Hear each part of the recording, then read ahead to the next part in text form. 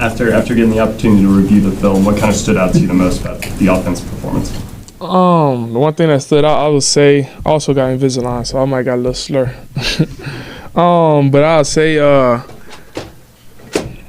the thing that stood out to me was that I feel like we left a lot on the table.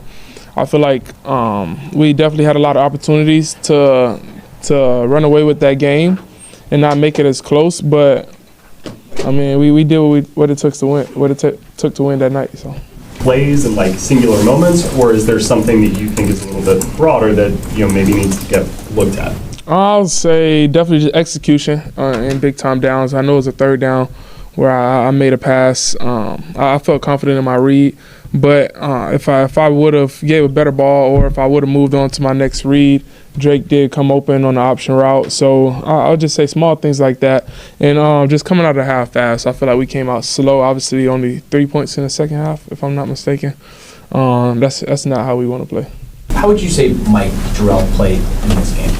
Yeah, man, obviously that was his first game with us, but he's been nothing but great since he's got here. He's worked extremely hard, and man, he's been great. I know it's always going to be things that you can look at and try to critique, but for him to be able to come in and be ready to play whenever he did, he knew all the play calls, he knew everything that was going on, and he was out there confident. That's what you look at, in a player, and obviously a young player as well. It's always room for improvement, room to grow. But I do feel like he played a good game, and he was ready to step up whenever his name was called. Show a different level with maybe more on him, and that really. He just shows what he shows us every day. He's a really good receiver. He's a really good player. Man, he's always ready to play each and every day. So I always say he's one of those guys that don't just show up just only on game days, but he shows up each and every day as well, in practice as well. So we already know what type of game and what type of player that we're going to get come game day. Have you ever been the recipient of Bijan Robinson's holy water before games? I have not. You have not? Nah, he giving out holy water. Apparently, that's what Michael Jarrell just. Michael Jarrell got it, and you didn't get it. Maybe he got the wrong mic. That's crazy. It's for the O-line. That's why he been going off, huh? Okay. Some blocking you get. Okay.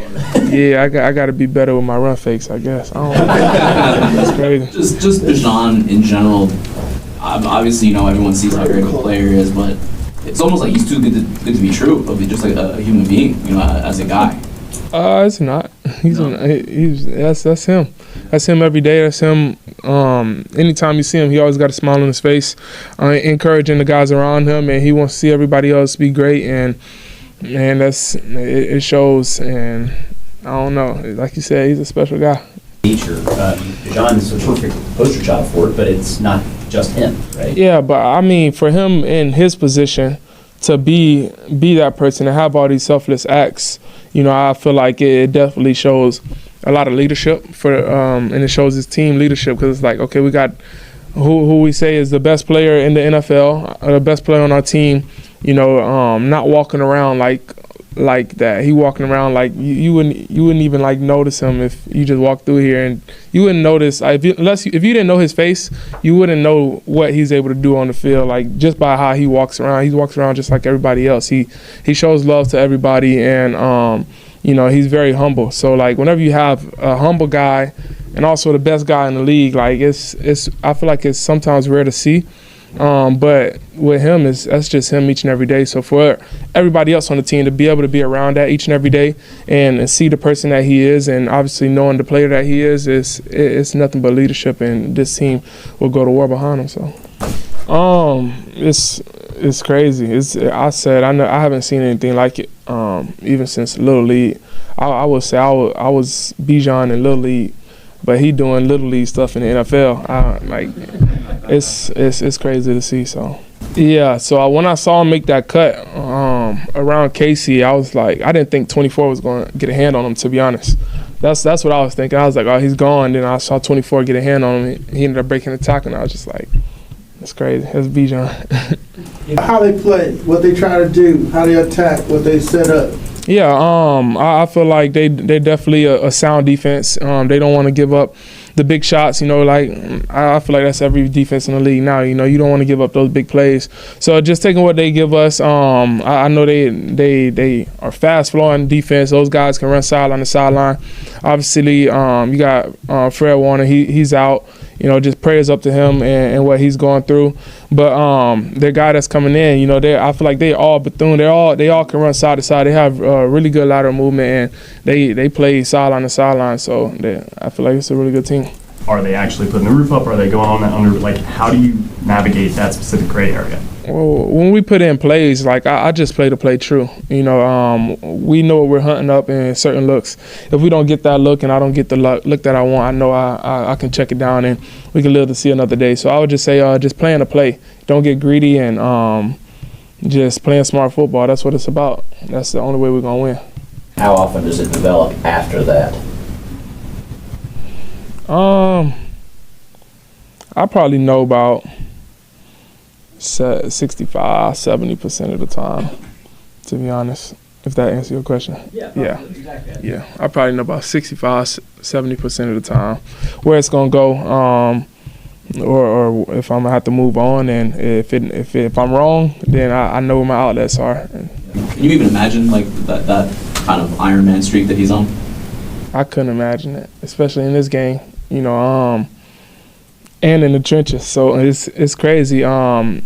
I feel like it goes to the person he is as well, you know, outside of the player, the way he takes care of his body, the way he goes about his business each and every day, the technique that he uses, and obviously playing a lot of ball and still being able to do that, you know, on a consistent basis as an offensive lineman is pretty crazy to see. It's almost like a freak of nature. So. Absolutely. Y'all learn something. Whatever he doing, everybody should want that, because to play that many snaps straight that's hard to do, especially in this league. Maybe it's the holy water. What's up, Bijan? Go give him some every day this week. Did you see this when y'all were practicing against the defense, how they get everybody to the football? Were they working on that in practices against you all and so forth? Every day. Like I said, I feel like Brick and Rudy, they brought a different energy to the defense, to this team. And everybody's feeding off of it. And they always been swarming to the ball since we started back in OTAs and camp. So, what do you think you've learned about you and the team since over this 2-week stretch? 3 week, whatever it is. That one bad game don't define us. That's about it. One bad game don't define us. We knew that. We knew that wasn't us that day. We just got to do what we had to do to flip the script, and obviously, 5 games in, 6 games in, 5 games in, we still got a long season ahead, so we still got work to do. But people said that. Did you catch some flack in the locker room? Yeah, I got a lot of that in the locker room. Like, oh, they got a big win. Now you're an Indiana fan. I'm like, I just graduated from there. I don't think that's hopping on the bandwagon when you got a degree from there. You know, you feel me? All right, so I got people agree. Appreciate that. Did you graduate? Huh? When did you graduate? When? Yeah, when? 2021. Okay. In December. Yep. Got it. So, yeah, I graduated from there. So, and it's in my closet. I'm not just gonna let it sit there and rest. So, put it on. Did you and Brandon have kind of a side bet or anything like that? No, I don't bet. I don't bet at all. I don't do none of that.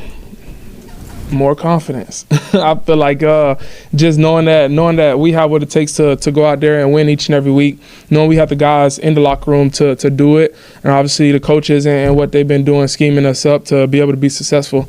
It just gives us a lot of confidence each and every week, each and every day. You know, when we come out to practice, the way that we practice, seeing the guys, you know, going 110% in practice when sometimes some people don't always do that. But I haven't seen that with this team. I've seen this team do nothing but give their all each and every day, and it's only right that we're going to get the results. So we just got to keep going.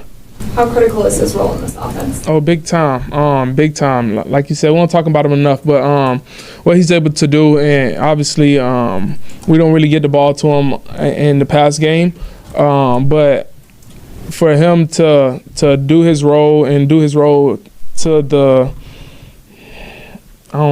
man, it's crazy. I don't know how to explain it, but like for Charlie, like it's just since I came in from day one, he's been nothing but the same guy. You know, sometimes you get a tight end or anybody that can catch the ball and they don't get that chance or have to block all the time. You might not get a positive output from them. They might, why am I not getting catches? But he's never been that guy. He's been a humble guy, and he's great at what he does, and he takes it seriously, and he shows selfless acts every day. So.